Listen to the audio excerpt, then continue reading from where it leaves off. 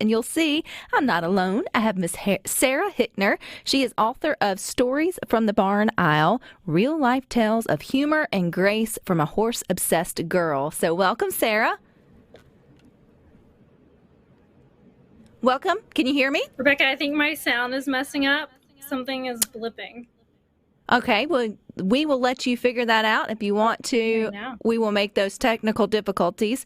That technology is great until it's not, but we want to make sure that we are able to share your story. I know Rhino is definitely going to get to working on that.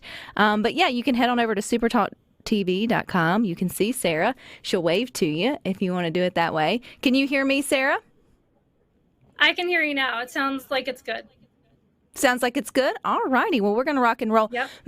Most kids dream of getting a pony or a horse, Sarah. I was one of those little girls that begged my daddy for one. Sadly, it didn't work out. But when did you first get connected with horses?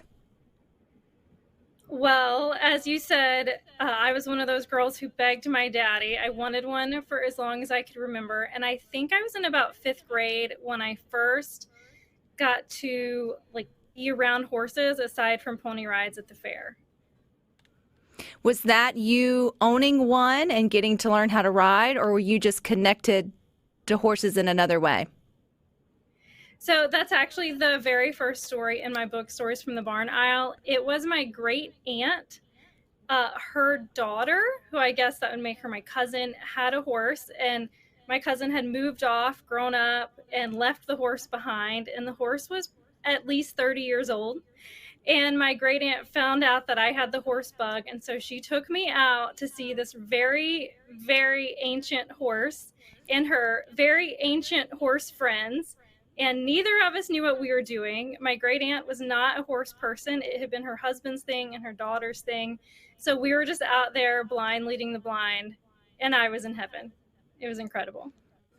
So let's fast forward to you were at Mississippi College on scholarship. What were you planning to study? What was your proposed plan for life? My proposed plan was to go to vet school. So I was there as a biology major, taking all of the pre-vet courses, it's the same as pre-med courses. And I had a very clear mapped plan to finish as a biology major and then go to Auburn for vet school because they have a huge equine department, and I was going to be very responsible. Well, you took a turn. You kind of turned that responsibility upside down like a lot of young adults do. And I think that's fine. That's the time of life that you should be taking your risk and doing and following your dreams. And what was your dream? That's exactly what I decided. I said, you know what? I only get one chance. Once I grow up and have a family, I can't just chase wild hares like this. My dream since junior high had been to gallop racehorses at the racetrack. And in Mississippi, there's not any racetracks. And so I didn't know a whole lot about it. And I just knew that the Kentucky Derby was at Churchill Downs in Louisville, Kentucky. And so I thought, I need to be in Kentucky. That's where the racehorses are. And so I gave up my scholarship at Mississippi College. My parents were pretty upset with me, but I just said, I really want to do this. I want to chase this dream. And so I transferred to the University of Louisville so that I could gallop racehorses while I was in college. For those of us not in the horse world, Sarah, what does gallop racehorses mean? Does it mean you race them? Do you get them ready? What does that mean?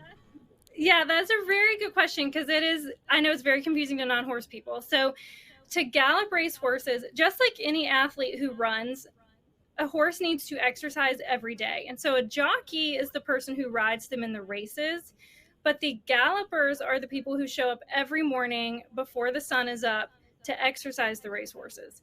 And it's a really special job because these horses are on average 3 years old. And so you're riding a baby, and not only are they 3 years old, but they live in stalls all day. They don't get to go out into a field and burn energy. And so it's a pretty dangerous job. It's actually one of the most dangerous jobs in America. But so you go every morning and you're just galloping the racehorses. So you're like the little pony's personal trainer, but also kindergarten teacher, like all in one. You're teaching them manners, but also giving them their exercise. Sounds like a lot of fun. It is actually quite scary. I lost you for a second, so I may have missed something, but it is really scary because when you think about it, not only are they 3 years old, but these horses are raised, bred, everything to compete against each other. And so when you're galloping down the backside at Churchill Downs, it's not one or two horses at a time. It's 50, 75, 100 horses galloping around a track. And you're like, if it's reminds me of, I live outside of DC now. It reminds me of traffic on I-95. It's insane. And everyone is flying. And then suddenly, if one car shoots over, it could kill somebody. And so that's what galloping the racehorses was driving in insane traffic very fast. And if you make one wrong move, you could get someone really hurt or killed. And so that was probably the hardest thing for me was I didn't want to be responsible for anyone getting hurt, but it's a very cool experience. And I'm grateful that I did it. So how long did you gallop racehorses before you realized, okay, maybe my love of horses can look different for the rest of my life? Well, so I'm actually working on a memoir about that. I had been galloping for about 2 weeks when I had a really bad accident. And to be honest, I figured, I told my mom, I was like, I know at some point I would have had an ambulance ride during my 2 years in Kentucky. I had a very mapped out plan because even though I was following a wild hare, I knew that, after my 2 years, so it was my junior and senior year of college. Once those were done, I was going to go back and be responsible. And I was planning to go to vet school still. And so but it was very shocking that 2 weeks in, and it was not my fault. It wasn't a rider error. It was just the horse had a really bad fall and we somersaulted down the track. And so it really changed everything for me. And that's part of where my riding journey started, was because I had that. And then on the heels of that accident, when we were tumbling, the horse kicked me in the face. I'm in a new town. I don't know anybody. I'm in the emergency room all day. My life is turned upside down. And then 2 weeks later, my horse that I had taken with me to Kentucky got stolen. And so... Who steals a horse? Right? I think I know who stole him. We still don't really know. But I think it was someone who was trying to kind of get me out of their life a little bit. I'm not sure. But it was very shocking. I mean, I went through 2 days of I was determined. My husband, who's my boyfriend at the time, kept saying, someone stole him. And I said, no, who would steal a horse? He just got loose. He's running around Kentucky somewhere. He's just off in the hills. I don't know. And I went door to door. So my face is all bashed in and I'm going door to door in the property he was living was a big horse property, but it was settled into an equestrian neighborhood. And so acres. And I went door to door knocking, saying, hey, I've lost my horse. Have you seen him? I went to horse sales. I went to horse shows. I went everywhere I could think of. Because at first I was just convinced he had gotten loose. And then I realized he didn't get loose. Someone has him. And so then I was like tracking him down. Did you ever find him? What was his name?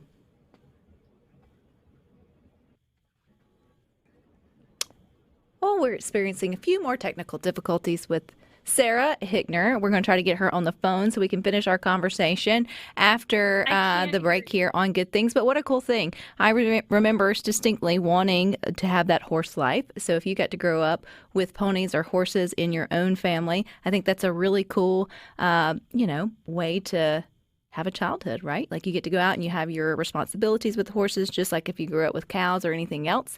And they teach you a lot of life lessons, which I know she has turned into her book, which is Barn Isles, Real Life Tales of Humor and Grace from a Horse-Obsessed Girl. Again, our guest today is Sarah Hickner.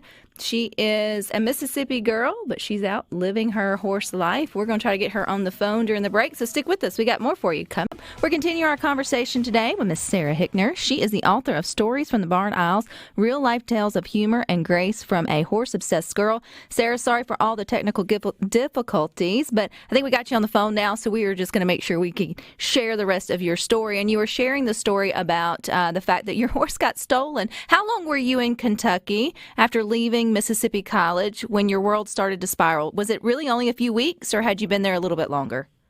It really was about 2 weeks. Like, I think That's not funny, but that's awful. I know. It was insane. And so that's what, I've really been diving into it in my memoir and editing and re-editing. And even going back, I just think, wow, I can't believe all of this happened and I survived it. You did survive it. Did you find your horse? What was his name? I did find my horse. His name was Gideon. And the memoir is actually going to be called Finding Gideon because it's a combination of the search for Gideon, my horse, but then also the search for your faith, because in the process of it all, I grew up in church with a very, very strong Christian family, and I really felt like, as I went off to Kentucky to taste the stream, I felt like it was a real faith journey, and then to be just a couple weeks into it and it all crashed, and it just felt like everything that I cared about had fallen apart, and so it's finding my faith in the middle of it too, and figuring out where is God's goodness in this journey of everything falling apart. And so it really just became this full circle story about finding Gideon. Well, and also, it feels like some pieces fell together. I know you're now married. You have 2 beautiful children. You still didn't come back to Mississippi. Shame on you. That's okay. That's for your mother. I'm working on it. I'm moving back. We're not there yet. So things had to at least work out as they should have, as they often do, Sarah. So where did the inspiration to take all of your lessons learned in the barn and with horses and turn them into your current book? Well, so it all started, again, I came back when I moved to Virginia.